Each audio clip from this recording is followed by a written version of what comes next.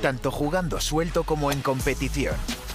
Tanto si se trata de un rápido 9 hoyos o de un gran 36. Tanto si juegas bajo presión o arrasando, siempre das lo mejor de ti. Nuevo Fuel de FootJoy. Okay, we'll get started. You hear that? Okay, we'll get started. We'd like to welcome Xander Schauffele and Patrick Cantlay into the interview room here at the Zurich Classic of New Orleans. Patrick, we will start with you. This is your 5th start at this event. Your best finish is T7 in 2018. And last year, you and Xander teamed together to finish tied for 11th. If we can get you to comment about this format and why you like playing with this gentleman right here to my left so much. Yeah, Xander and I are great friends, and we've played a lot of golf together. And between President's Cup and Ryder Cup, quite a few team events, given our short tenures on tour. So we just really enjoy it, and when we see it on the schedule, it just sounds like a fun week and a week that we can compete. Same to you, Xander. This is your 3rd start in this event. If we can get you to comment on what you like about it so much. Yeah, it's definitely a really fun week for me. Pat and I get along very well. Like you said, we play a lot of rounds together, become closer and closer each year we're out here on tour, and our teams get along very well.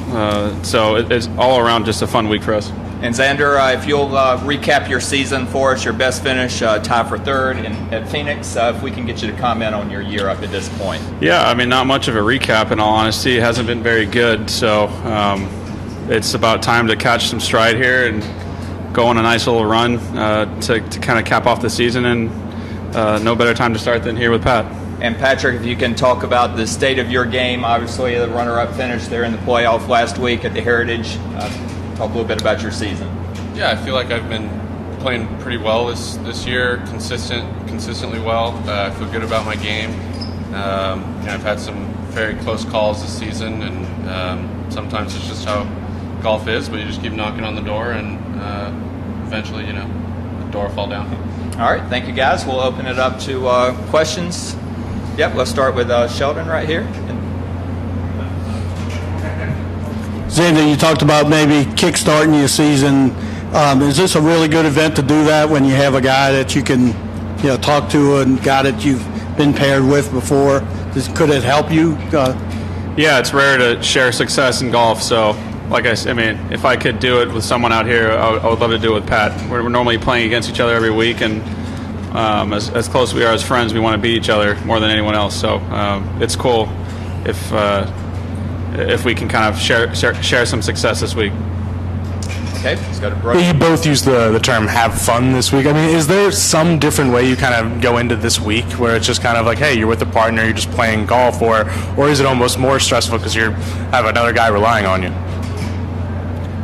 I mean, I would say just because it's so not the regular tournament, kind of breaks up the monotony of it all. So it does feel like it's a little more fun or a little more engaging just because you don't play alternate shot hardly at all the rest of the year. You don't play best ball, ever. So when you do get the rare opportunities to do it, it is a little more fun just because it's, a break from the normal 72-hole stroke play tournament. Okay, Ben. Boys, traditionally, for the most part, since we've changed the format here, guys that have got some sort of camaraderie or history together have done really well and been the winners. How important is it that you guys do know each other, are actual real friends, and have that sort of dynamic in this format? Yeah, I think it can only help, right? I mean, you wouldn't want to spend a whole week with someone you didn't like, and so being here with a really good friend, makes it all that better, all that much better. And obviously we've played a lot of golf together and had some success in these type of formats before, and so that can only be good vibes for a week like this. Okay. Yeah, same thing. I mean, in terms, you spoke to successful teams playing well that are also good friends. It makes sense.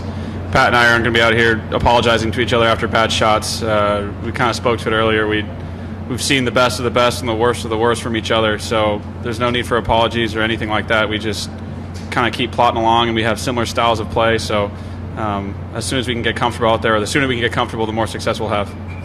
What is the most annoyed at each other you've been? Will you admit it? What the moment was? When you've played together, I know you played obviously in the Ryder Cup together and whatnot, like you said. Has there been a moment where you had to sort of check yourself? No, I mean, I'd say only, you know. If we could have gone back to Melbourne, we would have hit a lot more drivers off those teams. We would have just got there a day or two earlier and figured out those lines. We were giving up 30, 40 yards, and we couldn't win a best ball match. If we went back, we'd be hitting driver on every hole. Or at least one of us would have. That's a very good point. Both of us, it's a little frustrating when we're both hitting, you know, first hitting 5 irons off tees, hitting 6 irons into greens, and guys are flicking wedges on lines we didn't even know about coming into the tournament. So I'd say that's not really frustration. You know, we shared that frustration more than anything else. All right, let's get Brody and then Scott. For both of you guys, do you think this can be good practice for the President's Cup? Can you get something out of this that could go forward? I think it's, if anything, it's very slight. I think it being stroke play this week changes it. Plus, those weeks are even way different than even a week like this. These tournament, or at least in the years I played this tournament feels more like a regular tournament than it feels like a President's Cup or Ryder Cup. So maybe a little bit just because the formats are the same, but not. It's just a totally different animal when you play those big team match play events. Scott? Xander, since winning in Tokyo, has the reaction you've gotten being the Olympic champion been more or less than what you thought? Do you get recognized for that a lot? And I have to ask, where is the gold medal? More, for sure. A lot of positive attention and just reaction from winning it. Just from, you know, people at an airport or just walking by. If someone were to notice an Olympic medalist golfer, I guess. And then I couldn't tell you. I think my dad has it right now, or my mom has it. I'm not sure. They like to show it off around town. So that's all them. Okay. Anything else? Okay, back to Scott. For Patrick, this is a tournament that, I'm correct, that there are no world ranking points for this week, right? No, there are no world ranking points this week. Patrick, how much do you pay attention to that, having gotten to where you are in the world rankings up to number 4? I mean, is it anything that's on your mind a lot? I want to get to number one. And is it nice to take a break from that for 1 week, to not have to have that be on your mind at all, if that's the case?